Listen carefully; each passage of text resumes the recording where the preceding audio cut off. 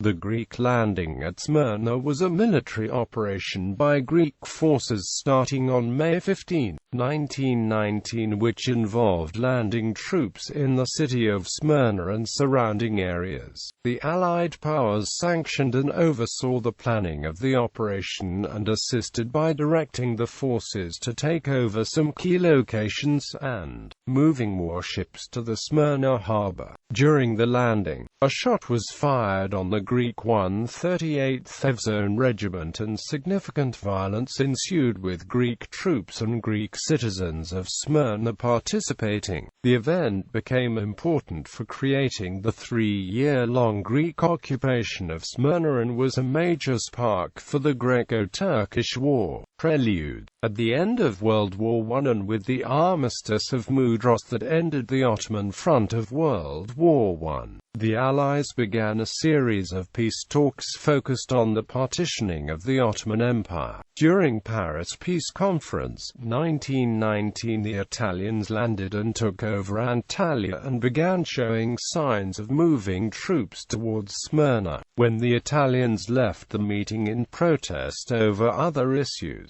British Prime Minister David Lloyd George and Greek Prime Minister Eleftherios Venizelos pushed a concocted report in the peace negotiations, alleging that the Christian populations were under direct threat to convince France and the U.S. to support a Greek takeover of the Adam Vilayet centered in Smyrna. Borders and terms of the Greek occupation were not decided, but in early May 1919, the Allied powers supported Greek troops landing in Smyrna and moved a number of battleships into the area to prepare for the landing. While negotiations were still in progress, Venizelos informed Clemenceau of the deterioration of the situation in Adam Vilayet, where the local governor, Nureddin Pasha, was ordering Muslim groups to commit excesses against the Greek population. The British intelligence was also informed of the deterioration of law and order in the area and the Italian role in provoking this situation. In early May, Venizelos reported instances of Italian-Turkish cooperation to the Supreme Allied Council and requested that Allied vessels should be sent to Smyrna. This request, although initially accepted by the Council, was not carried out immediately. Under this context, the British Prime Minister and the Foreign Office were the main supporters of the Greek landing, with the purpose to restore public order and forestall the massacres. Turkish Reactions. The Society for the Defense of Ottoman Rights in Izmir was organized to prepare for the arrival of Greek troops. Nureddin Pasha was appointed governor of the Adam Vilayet and Adam Area Command, and supported activities of the Society for the Defense of Ottoman Rights in Izmir. But he resigned under pressure of the Allied powers. Kamber Ahmedizade Bey was appointed as new governor on March 11, and retired General Ali Nadir Pasha was appointed to the post of military commander on March 22, 1919. Allied fleet. In the early weeks of May 1919, Allied warships entered the area to prepare for the operation. British Admiral Somerset Gough Calthorpe was the primary commander for the operation, involving British, U.S., French, Italian, and Greek forces. On May 11, 1919, Rear Admiral Mark L. Bristol, the commander of U.S. Naval Detachment in Turkish waters, came to Izmir from Istanbul on a battleship. The British forces would occupy Karaburun and Uzunada. French forces would occupy Urla and Foça. Greek forces would occupy Yenikale Fortress. The Greek landing. In the afternoon of May 11, 1919, the commander of the 1st Infantry Division of the Hellenic Army, positioned in Kavala, Colonel Nicolae Safario, received orders for the operation. The next morning, the landing force, consisting of 13,000 soldiers, as well as auxiliary personnel, 14 transport ships and escorted by 3 British and 4 Greek destroyers, headed to Smyrna. Zafariu's order to his soldiers, who learned about the destination only after the departure, was the following: "Wherever we may go, we must know that we are going to liberate our brethren under alien rule. The enthusiasm filling our hearts is fully justified, but any improper manifestation of this enthusiasm will be entirely out of place. We must not forget that when we reach our destination we shall meet Turks, Jews and Europeans of other denominations. Everybody should be treated in the same way.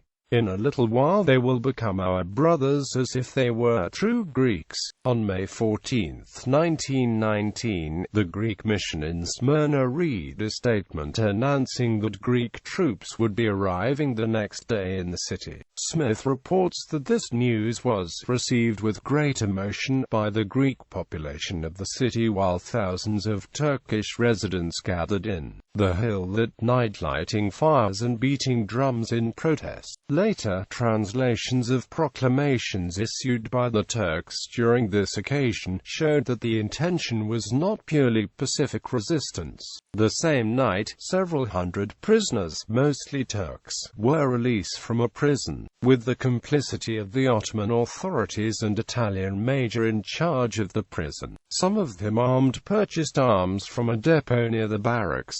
Greek occupation of Smyrna started the following day, where thousands were gathered on the seafront, waving Greek flags on the docks where the Greek troops were expected to arrive. The Metropolitan of Smyrna, Chrysostomos of Smyrna, blessed the first troops as they arrived at 8 o'clock.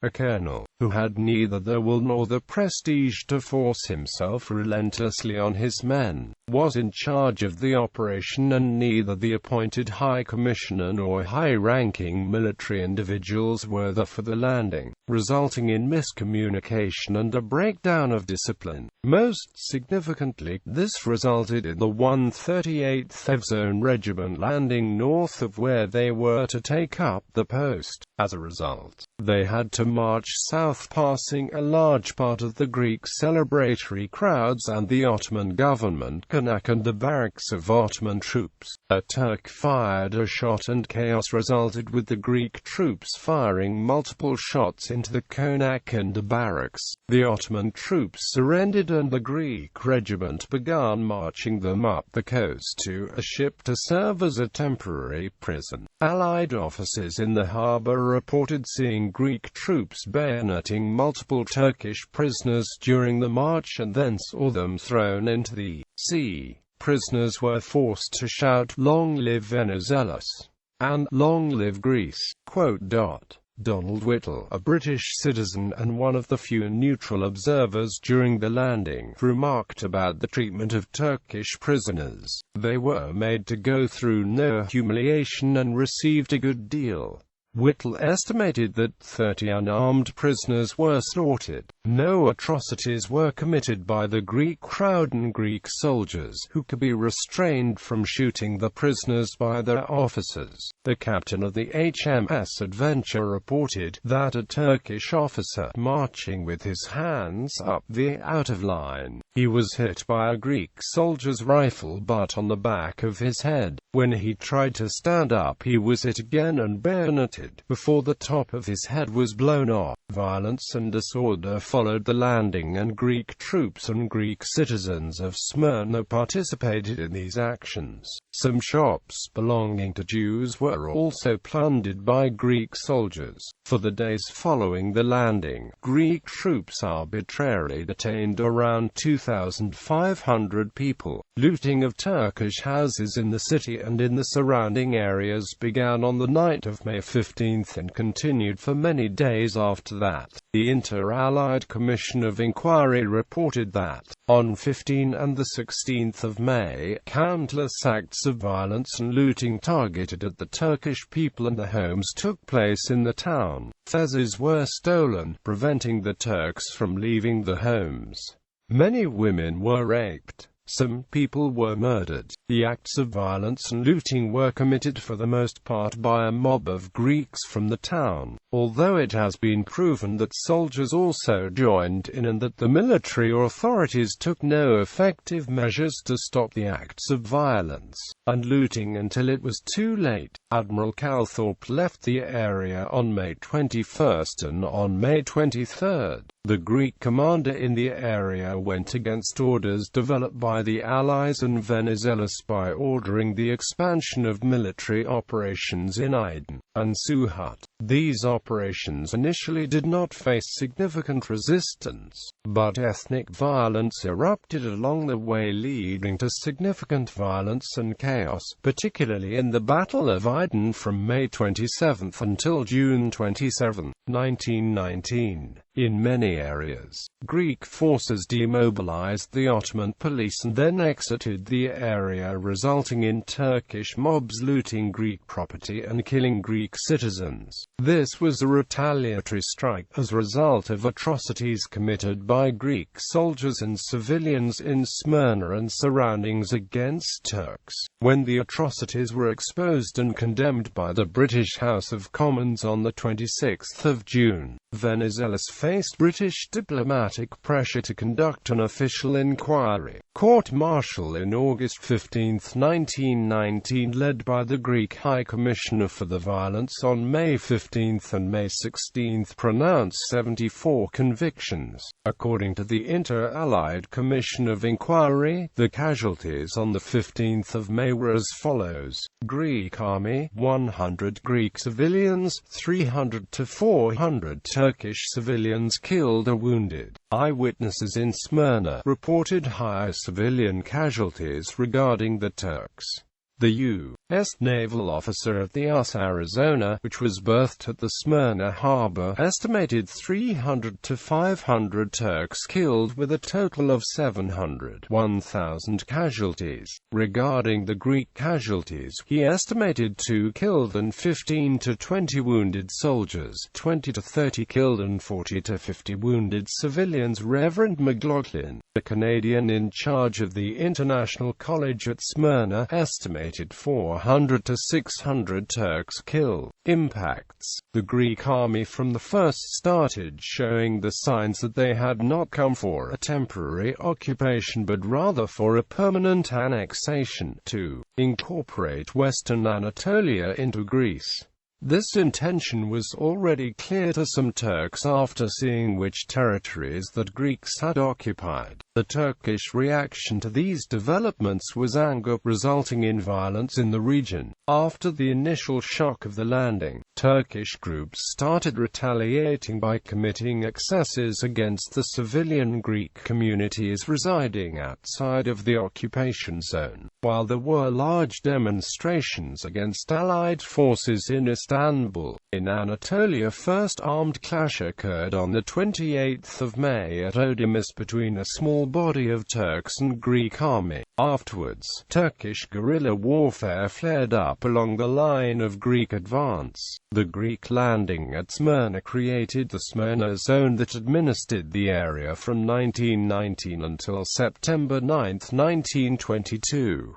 After the violence in May 1919, many of the Allies began to limit the support for the operation. France and Italy all became resistant to permanent Greek occupation, and the Dead-Born Treaty of Chevreuse in 1920 gave administrative control of the area to Greece, while Turkey would retain sovereignty, with permanent sovereignty to be decided after 5 years. The Greek occupation ended when Turkish forces entered Smyrna on September 9, 1922. Bibliography. Celal Erikan, Komutan Ataturk, CILTI2, UCUNCU Bazım, Türkiye is Bankası Kültür Yerleri, Istanbul, 2001, ISBN 975-458-2882. Akigovendak, Turk Istiklal Harbi, Bati Safizi, Yunin and Bati Anadolu Daristi Lahare Ketlarine Basla Maleri, Izmir and Izgali, Mustafa Kemal Pasnan Samsana Sikmasi, Milli Mukavimatan Kural Mazi, CILT2, Kizm, 1, Genkume Bas Kanliji Basamavi, Ankara, 1963. Michael Llewellyn Smith, Ionian Vision, Greece in Asia Minor, 1919–1922, C. Hurst, 1999 London, New Edition, 2nd impression, Zekaria Turkmen, Mutaraki Donmayan Dordununduramu Yenid Nyapalandmazi, Turktari Kuramu Basamavi, 2001, ISBN 97516133728, Solomonidis, Victoria, Greece in Asia Minor, the Greek administration in the Vilayet of Aydin. University of London, King's College. Retrieved 5 June 2014.